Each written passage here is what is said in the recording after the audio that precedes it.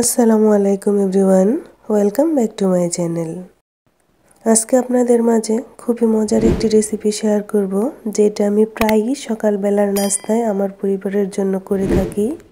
Mixed ডাল ও চাল দিয়ে আমি এই নাস্তাটা বানাই। ভীষণ মজার হয় খেতে, আমার পরিবারের সবাই খুব পছন্দ করে। তো আজকে ভাবলাম এই রেসিপিটি আপনাদের সাথে শেয়ার করি।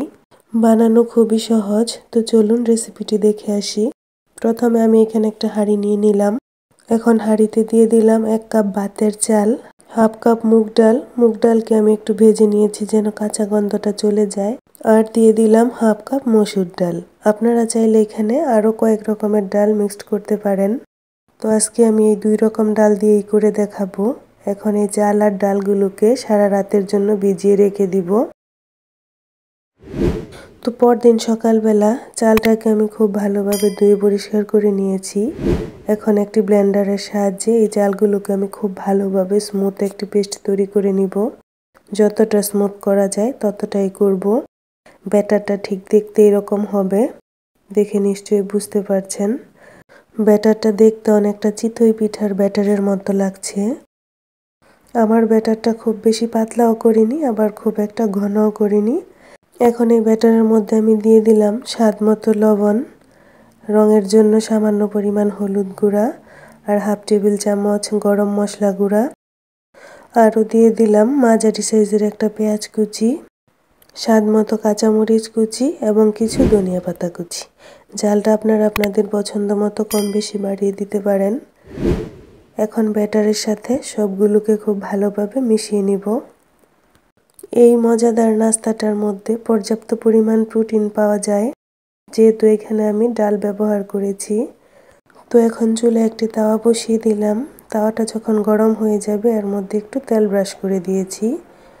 এখন একটি চামচের সাহায্যে তাওয়ার মধ্যে ব্যাটারটাকে ঘুরিয়ে ঘুরিয়ে ছড়িয়ে দিব, যতটা পাতলা করা যায়। এই নাস্তাটা পুরোপুরি দোসাও না, আবার পুরোপুরি চাপটিও না। আমার মনে হয় দুইটার মাঝামাঝি একটা নাস্তা, তবে খেতে কিন্তু ভীষণ মজার, খুবই ঝটপট বানানো যায়। তো ছড়িয়ে দেওয়ার পর এটাকে ঢেকে রাখার কোনো প্রয়োজন নেই, এমনিতেই হয়ে যাবে। যখন উপরে এরকম হয়ে যাবে আপনারা চাইলে উপর থেকে একটু তেলও ব্রাশ করে দিতে পারেন। তো এই তো দেখতেই পাচ্ছেন নিচ দিয়ে খুব সুন্দরভাবে উঠে আসছে। এখন এটাকে আমি উল্টিয়ে দিব এবং 2 পাশ একটু শক্ত শক্ত করে ভেজে নিব। যেহেতু সকালবেলা কাজের চাপটা একটু বেশি থাকে, তাই অন্য একটি চুলায় আমি আরেকটি প্যান বসিয়ে দিলাম এবং সেম পদ্ধতিতে প্যানের মধ্যে তেল ব্রাশ করে নিয়ে আবারও 1 চামচের মতো ব্যাটার নিয়ে প্যানের মধ্যে ছড়িয়ে দিলাম। নাস্তাগুলো বানানোর সময় আমি চুলার ফ্লেমটাকে মিডিয়াম করে রেখেছি। আপনারা চুলার ফ্লেমটা কোনোভাবেই বাড়িয়ে দিবেন না, তাহলে পুড়ে যাওয়ার চান্স থাকবে এবং খেতে ভালো লাগবে না। যারা এই ভিডিওটি দেখছেন তাদেরকে অসংখ্য ধন্যবাদ। আর এই পর্যন্ত যদি রেসিপিটি ভালো লাগে তাহলে প্লিজ ভিডিওতে একটি লাইক করে দিবেন।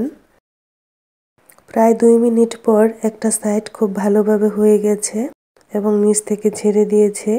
এখন আমি এই নাস্তাটাকে উল্টিয়ে পাল্টিয়ে 2 পাশ লাল লাল করে ভেজে নিব।